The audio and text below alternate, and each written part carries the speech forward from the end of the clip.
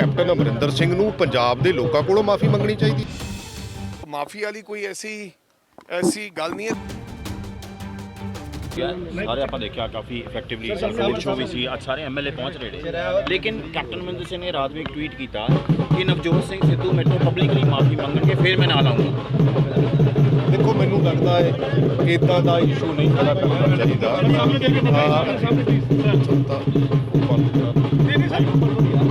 ਦੇਖੋ ਪੰਜਾਬ ਦੇ ਇਸ਼ੂਜ਼ ਦੀ ਗੱਲ ਹੈ, ਕਿਉਂਕਿ ਇਹ ਇੰਨਾ ਸੌਖਾ ਨਹੀਂ ਹੈਗਾ, ਕਿਉਂਕਿ ਸਾਨੂੰ ਪੰਜਾਬ ਦੇ ਇਸ਼ੂਜ਼ ਦੀ ਗੱਲ ਕਰਨੀ ਚਾਹੀਦੀ ਆ, ਨਾ ਕਿ ਸਾਨੂੰ ਪਰਸਨਲ ਈਗੋ ਦੀ ਗੱਲ ਕਰਨੀ ਚਾਹੀਦੀ ਆ।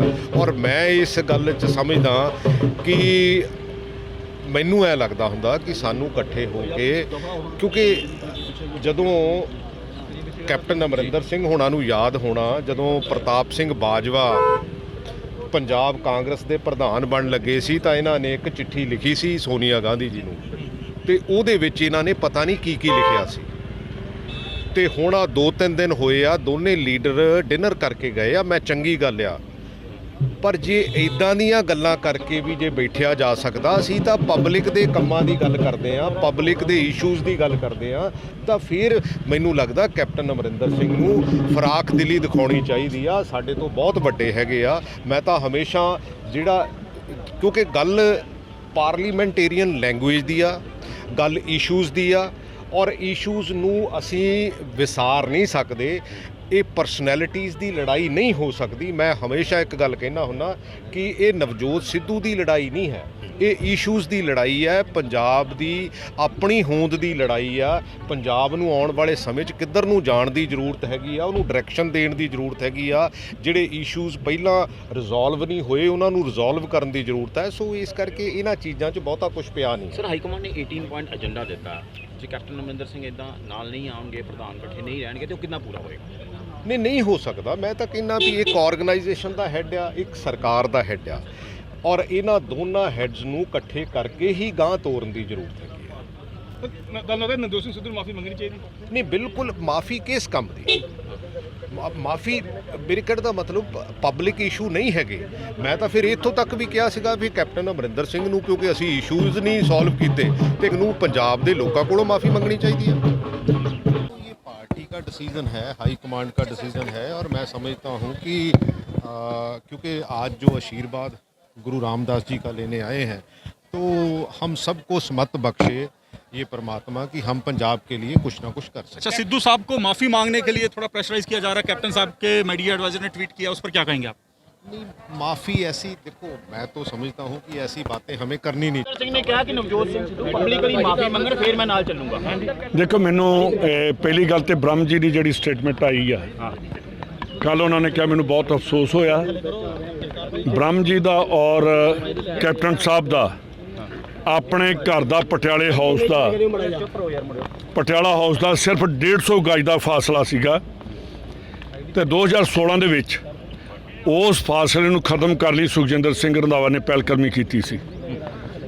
ਬ੍ਰਹਮ ਜੀ ਦੇ ਘਰ ਦੇ ਵਿੱਚ 150 ਗਜ ਦਾ ਬ੍ਰਿਜ ਬਣ ਕੇ ਸੁਖਜਿੰਦਰ ਸਿੰਘ ਰੰਧਾਵਾ ਕੈਪਟਨ ਅਮਰਿੰਦਰ ਸਿੰਘ ਨੂੰ ਉਹਨਾਂ ਦੇ ਘਰ 'ਚ ਲੈ ਕੇ ਗਿਆ ਸੀ। ਬੜੀ ਮੰਦਭਾਗੀ ਗੱਲ ਆ ਕਿ ਜਿਹੜੀ ਕੱਲ ਬ੍ਰਹਮ ਜੀ ਨੇ ਸਟੇਟਮੈਂਟ ਦਿੱਤੀ, ਹਮੇਸ਼ਾ 72 ਤੋਂ ਲੈ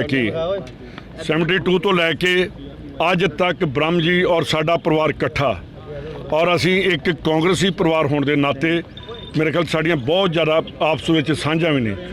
ਤੇ ਜਿਸ ਵੇਲੇ ਉਹਨਾਂ ਨੇ ਇਹ ਗੱਲ ਕੀਤੀ ਆ ਤੇ ਮੇਰੇ ਮਨ ਨੂੰ ਠੇਸ ਪਹੁੰਚੀ ਆ। ਦੂਸਰੀ ਚੀਜ਼ ਜਿਹੜੀ ਕੈਪਟਨ ਸਾਹਿਬ ਨੇ ਗੱਲ ਕੀਤੀ ਆ, ਹਾਈ ਕਮਾਂਡ ਦੇ ਜਿਹੜੇ ਆਰਡਰ ਨੇ ਉਹਨਾਂ ਨੂੰ ਇੱਕ ਕਿਸਮ ਦਾ ਚੈਲੰਜ ਕੀਤਾ ਗਿਆ। ਹਾਈ ਕਮਾਂਡ ਦੇ ਸੋਨੀਆ ਜੀ ਔਰ ਹਰੀਸ਼ ਰਾਵਤ ਦੀ ਮੀਟਿੰਗ ਤੋਂ ਬਾਅਦ ਅਗਰ ਇਹ ਚੀਜ਼ਾਂ ਕੈਪਟਨ ਸਾਹਿਬ ਦੇ ਦਿਮਾਗ 'ਚ ਸੀਗੀਆਂ, ਮਨ 'ਚ ਸੀਗੀਆਂ, ਉਹਨਾਂ ਨੂੰ ਕੈਟਾਗੋਰੀਕਲੀ ਉੱਥੇ ਕਹਿ ਦੇਣਾ ਚਾਹੀਦਾ ਸੀ ਕਿ ਮੈਂ ਐਕਸੈਪਟ ਨਹੀਂ ਕਰਾਂਗਾ ਜਿੰਨੀ ਦੇਰ ਨਵਜੋਤ ਸਿੰਘ ਸਿੱਧੂ ਆਹ ਚੀਜ਼ਾਂ ਨਹੀਂ ਕਰਦਾ। ਜਿਸ ਵੇਲੇ ਪ੍ਰੈਜ਼ੀਡੈਂਟ ਬਣ ਗਿਆ ਤੇ ਉਸ ਵੇਲੇ ਕਾਂਗਰਸ ਪਾਰਟੀ ਨੂੰ ਉਹ ਡਿਸਪਲਿਨ ਮੰਨਣਾ ਪਏਗਾ। ਜੋ ਰਾਹੁਲ ਗਾਂਧੀ ਨੇ ਗੱਲ ਕਹੀ ਆ ਕਿ ਕਾਂਗਰਸ ਦੇ ਡਰਪੋਕ ਤੇ ਕਾਂਗਰਸ ਦੀ ਪਿੱਠ 'ਚ ਛੁਰਾ ਮਾਰਨ ਵਾਲੇ ਤੇ ਇਨਡਿਸਪਲਿਨ ਪੈਦਾ ਕਰਨ ਵਾਲਿਆਂ ਦੀ ਕੋਈ ਥਾਂ ਨਹੀਂ। ਤੇ ਇਸ ਲਈ ਮੈਂ ਇੱਕ ਬੇਨਤੀ ਕਰਨੀ ਚਾਹੁੰਦਾ ਕਿ ਇਹ ਸਾਡੀ ਕਾਂਗਰਸ ਹਾਈ ਕਮਾਂਡ ਦਾ ਡਿਸੀਜਨ ਆ। ਉਸ ਡਿਸੀਜਨ ਦੇ ਉੱਤੇ ਸਾਨੂੰ ਸਾਰਿਆਂ ਨੂੰ ਖੜਾ ਹੋਣਾ ਪਏਗਾ। ਉਹਦੇ 'ਚ ਸਾਨੂੰ ਸਾਰਿਆਂ ਨੂੰ ਭੂਮਿਕਾ ਨਿਭਾਉਣੀ ਪਏਗੀ। ਹਾਂ, ਜੇ ਬ੍ਰਹਮ ਜੀ ਨੇ ਕਿਹਾ ਹੁੰਦਾ ਨਵਜੋਤ ਸਿੱਧੂ ਨੂੰ ਕਿ ਮੈਨੂੰ ਦੱਸਿਆ ਨਵਜੋਤ ਸਿੱਧੂ ਨੇ ਕਿ ਮੈਂ ਟੈਲੀਫੋਨ ਕੀਤਾ ਲੱਗਦਾ ਕਿ ਮਹਾਰਾਜਾ ਅਮਰਿੰਦਰ ਸਿੰਘ ਜੀ ਦਾ ਕੱਦ ਬਹੁਤ ਵੱਡਾ ਹੈ, ਸੋ ਦਿਲ ਬਹੁਤ ਵੱਡਾ ਹੋਣਾ ਚਾਹੀਦਾ ਹੈ। ਸੋ ਮਾਫੀ ਵਾਲੀ ਕੋਈ ਐਸੀ ਗੱਲ ਨਹੀਂ ਹੈ, ਲੇਕਿਨ ਹਾਂ ਮੈਨੂੰ ਲੱਗਦਾ ਕਿ ਥੋੜੀ ਦੋਨਾਂ 'ਚ ਨਾਰਾਜ਼ਗੀ ਹੈ। ਜਲਦੀ ਹੀ ਉਸ ਨਾਰਾਜ਼ਗੀ ਦਾ ਹੱਲ ਨਿਕਲ ਜਾਏਗਾ। ਹਾਈ ਕਮਾਂਡ ਇਹਦੇ ਉੱਤੇ ਪੂਰੀ ਨਿਗਾਹ ਬਣਾਏ ਹੈ, ਸੋ ਮੈਨੂੰ ਲੱਗਦਾ ਕਿ ਜਲਦੀ ਇਹਦਾ ਕੋਈ ਨਾ ਕੋਈ ਹੱਲ ਨਿਕਲ ਜਾਏਗਾ। ਨਹੀਂ, ਕੋਈ ਧੜਾ ਨਹੀਂ ਹੁੰਦਾ। ਤੁਸੀਂ ਦੇਖਿਆ ਹੋਣਾ ਹਰ ਪਾਰਟੀ ਦੇ ਅੰਦਰ ਚਾਹੇ ਤੁਸੀਂ ਆਮ ਆਦਮੀ ਪਾਰਟੀ ਦੀ ਗੱਲ ਲਾ ਲਓ, ਚਾਹੇ ਅਕਾਲੀ ਦਲ ਦੀ ਗੱਲ ਲਾ ਲਓ। ਤੁਸੀਂ ਦੇਖਿਆ ਵਟੋਆ ਦੇ ਅੰਦਰ ਜਾ ਕੇ ਖੁਦ ਆਦੇਸ਼ ਪ੍ਰਤਾਪ ਸਿੰਘ ਕੈਰੋਂ ਨੇ ਕਹਿਤਾ ਸੀ ਕਿ ਮੈਂ ਚੁਣਾਵ ਲੜਾਂਗਾ। ਸੋ ਧੜੇਬੰਦੀ ਨਹੀਂ ਹੁੰਦੀ, ਇੱਛਾ ਹੁੰਦੀ ਹੈ ਹਰ ਵਿਅਕਤੀ ਦੀ। ਪਰਿਵਾਰ ਦੇ ਵਿੱਚ ਕਈ ਵਾਰੀ ਵਿਵਾਦ ਹੋ ਜਾਂਦਾ, ਤੁਸੀਂ ਆਪਦੇ ਪਰਿਵਾਰ ਦੇ ਮੈਂਬਰਾਂ ਨਾਲ ਵਿਵਾਦ ਹੋ ਜਾਂਦਾ ਤੁਹਾਡਾ।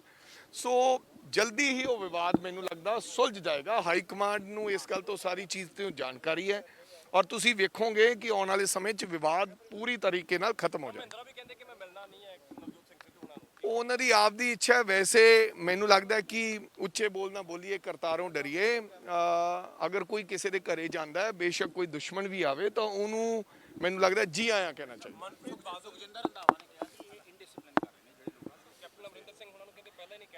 ਸੋ ਮੈਂ ਤਾਂ ਤੁਹਾਨੂੰ ਕਹਿ ਰਿਹਾ ਹਾਂ ਕਿ ਅਸੀਂ ਤਾਂ ਹਮੇਸ਼ਾ ਕਾਂਗਰਸ ਪਾਰਟੀ ਦਾ ਨਿਯਮ ਰਿਹਾ ਹੈ। ਕਾਂਗਰਸ ਪਾਰਟੀ ਇਸ ਗੱਲ ਨੂੰ ਚੰਗਾ ਸਮਝਦੀ ਹੈ ਕਿ ਜਿਹੜੇ ਹਾਈ ਕਮਾਂਡ ਦੇ ਫੈਸਲੇ ਦਾ ਸਵਾਗਤ ਕਰਨ। ਬੇਸ਼ੱਕ ਉਹ ਪ੍ਰਤਾਪ ਸਿੰਘ ਬਾਜਵਾ ਬਣੇ, ਅਸੀਂ ਲੋਕਾਂ ਨੇ ਸਵਾਗਤ ਕੀਤਾ। ਸੁਨੀਲ ਜਾਖੜ ਬਣੇ, ਕੱਲ ਨੂੰ ਹੁਣ ਸਿੱਧੂ ਸਾਹਿਬ ਬਣੇ, ਕੱਲ ਨੂੰ ਅਮਰਿੰਦਰ ਸਿੰਘ ਜੀ ਬਣੇ, ਕੋਈ ਵੀ ਹੋਰ ਬਣੇਗਾ। ਸਾਡਾ ਹੱਕ ਬਣਦਾ ਆਪਦੀ ਗੱਲ ਰੱਖੀਏ ਕਿ ਫਲਾਂ ਬੰਦਾ ਚੰਗਾ, ਉਹ ਬੰਦਾ ਚਾਹੀਦਾ। ਪਰ ਜਦੋਂ ਕਾਂਗਰਸ ਪਾਰਟੀ ਦੇ ਅੰਦਰ ਟਿਕਟ ਕਿਸੇ ਨੂੰ ਮਿਲ ਜੇ ਜਾਂ ਕਿਸੇ ਨੂੰ ਪ੍ਰਧਾਨ ਬਣਾ ਦਿੱਤਾ ਜਾਵੇ, ਤਾਂ ਮੈਨੂੰ ਲੱਗਦਾ ਸਾਰਿਆਂ ਨੂੰ ਇਕੱਠੇ ਹੋ ਕੇ ਉਹ ਫੈਸਲੇ ਨੂੰ ਸਵੀਕਾਰ ਕਰਨਾ ਚਾਹੀਦਾ।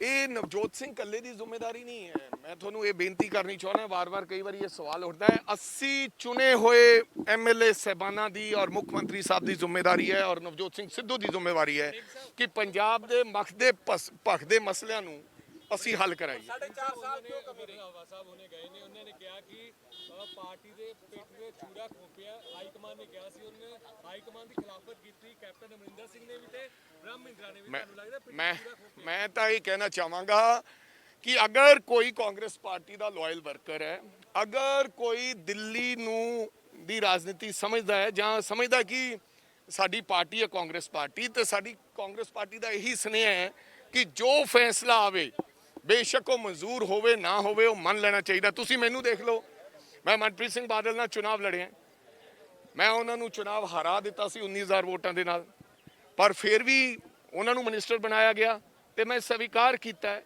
ਕਿ ਬੇਸ਼ੱਕ ਉਹਨਾਂ ਨੂੰ ਮਿਨਿਸਟਰ ਬਣਾ ਦਿੱਤਾ ਗਿਆ, ਕੋਈ ਗੱਲ ਨਹੀਂ, ਕਦੇ ਸਾਡਾ ਵੀ ਸਮਾਂ ਆਏਗਾ। 4.5 ਸਾਲ ਤੁਸੀਂ ਸਮਝਦੇ ਸੀ ਜਿਹੜੇ ਚੁਣੇ ਨੁਮਾਇੰਦੇ ਕੰਮ ਨਹੀਂ ਕਰ ਸਕੇ? ਨਹੀਂ, ਐਸੀ ਕੋਈ ਗੱਲ ਨਹੀਂ। ਹਾਂ, ਨਹੀਂ, ਮੈਂ ਕਿਹਾ ਕੋਤਾਹੀਆਂ ਰਹੀਆਂ ਹੋਣੀਆਂ, ਕਮਜ਼ੋਰੀਆਂ ਕਈ ਰਹੀਆਂ ਹੋਣੀਆਂ, ਪਰ ਐਸੀ ਗੱਲ ਨਹੀਂ ਹੈ। 4.5 ਸਾਲਾਂ ਚ ਗਿੱਦੜਬਾਹ, ਤੁਸੀਂ ਬ੍ਰਦਰ ਗਲਤ ਸਵਾਲ ਨਾ ਪੁੱਛੋ। ਮੈਂ 4.5 ਸਾਲਾਂ ਚ ਗਿੱਦੜਬਾਹ ਇਲਾਕੇ ਚ ਬੜੇ ਬਥੇਰੇ ਤੇ ਚੰਗੇ ਕੰਮ ਕੀਤੇ ਹੈ, ਔਰ ਮੈਂ ਇਹ ਵੀ ਕਵਾਂਗਾ ਕਿ ਸਰਕਾਰ ਨੇ ਬਹੁਤ ਚੰਗੇ ਕੰਮ ਕੀਤੇ ਹੈ, ਲੇਕਿਨ ਹਾਂ, ਕੁਝ ਕੰਮਾਂ ਤੇ ਹਜੇ ਵੀ ਕੰਮ ਕਰਨ ਦੀ ਜ਼ਰੂਰਤ ਹੈ।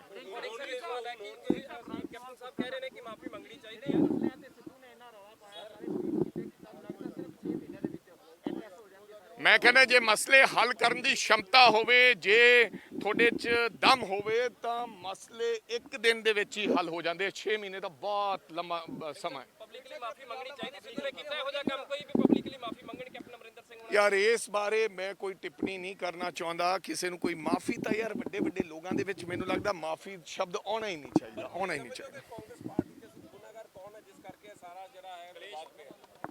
ਕੋਈ ਗੁਨੇਗਾਰ ਨਹੀਂ ਯਾਰ, ਪਰਿਵਾਰ ਦੇ ਵਿੱਚ ਜੇ ਲੜਾਈ ਹੋ ਜਾਏ ਕਿਹਨੂੰ ਗੁਨੇਗਾਰ ਦੱਸੋਗੇ?